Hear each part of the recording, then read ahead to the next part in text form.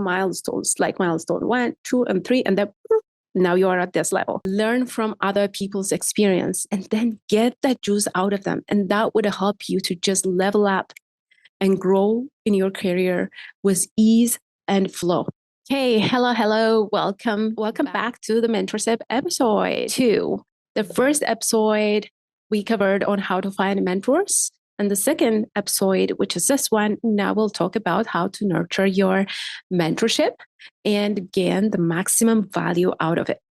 So having a mentor is a remarkable opportunity. You should be very grateful to have a mentor. Why? Because this mentor has probably went through what you are about to go through, and they already have the worst mistakes and might have learned from their mistakes. Now, lucky you, don't have to make all those mistakes. You just have to learn from the best and know how to take action.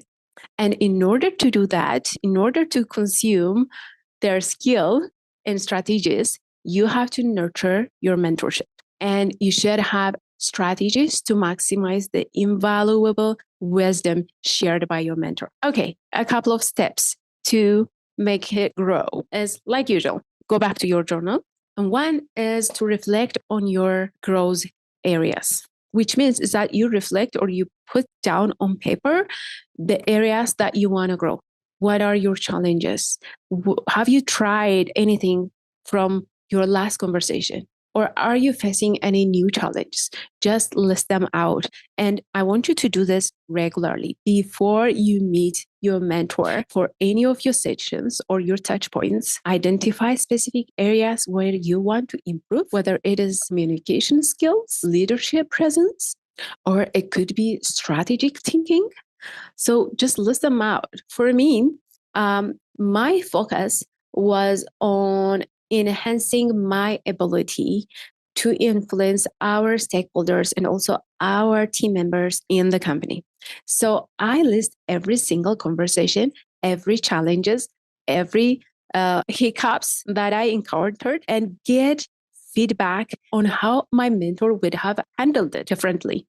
And that will be my next action item for the coming weeks. So the second step I want you to note is that mentorship is a discussion. It's not going to be that your mentor is going to be directing you and telling you where to go. They're not going to push you. They're not going to pull you wherever you want to go. They just give you the information that you need to grow. So gear the conversation and your discussion was like, what happened? Articulate your desired outcome and discuss about it. And honestly, I usually book my mentors for about 30 minutes and ends up going over to an hour. And I usually benefit a lot out of it by just making it as an open discussion rather than like a direct do this and do that kind of way. And the third thing that I want you to do is that I want you to maintain a shared growth agenda. So that will be engaging your mentor to you. So now that you have agenda, create a document that outlines the goals. I usually go to coffee chats and stuff with my mentors, and then you might not have paper to write on or a pencil to write on. I leverage the napkins and note down on it.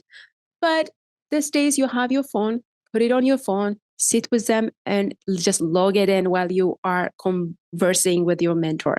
And that will build a collaborative document that outlines your goals, your aspiration in areas of your focus.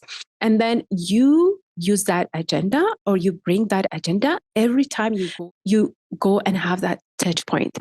And then you should streamline your conversations based on your objective. So you make sure that everything that you put on that agenda is discussed within that time.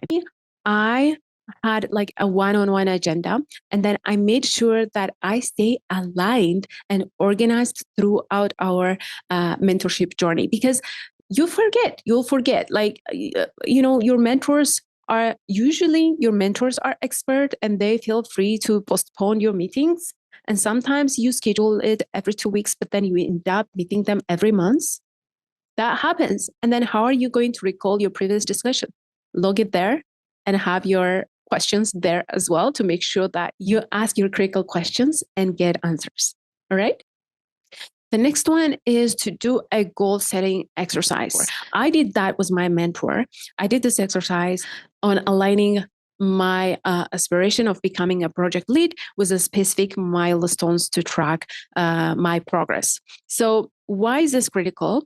Because your mentor has been in your shoes before, and now they have progressed to the current higher level. You are trying to be mentored to reach to this level. So somehow this mentor knows what kind of milestone you have to hit to achieve your goals. So having this goal setting exercise with your mentor allows you to define your milestones, like milestone 1, 2, and 3, and then now you are at this level, right? So do this goal setting exercise and milestone. And so just outlining what do you have to do in a month, in 3 months, quarterly to achieve your goals at the end of the year or at the end of 2 years, maybe.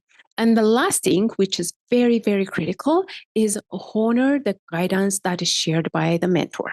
This whole process is to gain knowledge out of them. And then if you take that knowledge and sit with it, what's the point? Right? You have to act on it. So honor your mentor by acting on it. It just feels so fulfilling when my mentee comes back with feedback, trying my tips.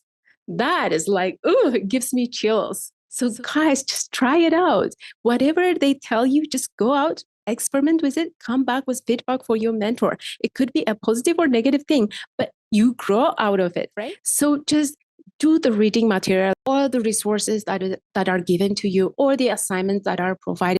When I was trying to move to leadership and project management, I'm actually going out and implementing whatever advice she gives me. And that way I am actually honoring and pumping my mentor. So use these tips to pamper your mentorship. Mentorship never ends, I tell you, because by the time you reach to that level, your mentor has already leveled up. I have mentors from 10 years ago. I still have them in my mentors list. I reach out to them depending on what I need. Like it doesn't have to be a regular touch point, but I reach out to them whenever I need advice. So it's very critical to keep your mentors, not only one mentor, 2 mentors, 3 mentors, 4 mentors. It will save you a lot of time. It will save you a lot of learning, sitting down, staring at your book. Learn from other people's experience and then get that juice out of them. And that would help you to just level up and grow in your career with ease and flow. I hope this helps. Thank you so much for tuning in with me today. If this resonates, please like and subscribe to my channel, and I'll see you on the next one. Thank you. Bye.